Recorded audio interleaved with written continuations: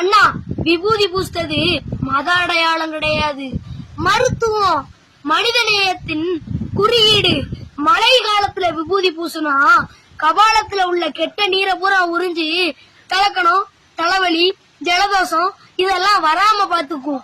வெயில் காலத்துல விபூதி பூசுனா புறவுதா கதிர்கள்ல இருந்து தலைய பாதுகாக்கும். உடல்ல விபூதி பூசுனா தோல் நோய் வராம பாதுகாக்கும். சின்ன சின்ன விஷப்பூச்சிகளோட விஷத்தை உறிஞ்சிரும். அதுவும் இல்லாம நீ ஒரு பிடி சாம்பல், நானும் ஒரு பிடி சாம்பல்னு எதிர வாரவங்களுக்கும் பூசுற நமக்கும் ஞாபகப்படுத்துறதுக்கு தான் விபூதி பூசும். சந்தனம் பூசுறது உடலுக்கு குளிர்ச்சி, கோவத்தை தணிக்கும், வேர்க்கூறு, தோல் எரிச்சல் வராம பாத்துக்கும், மன நிம்மதிக்கு உதவும். நெத்தி பொட்டுலதான் உயிர் இருக்கும்பாங்க.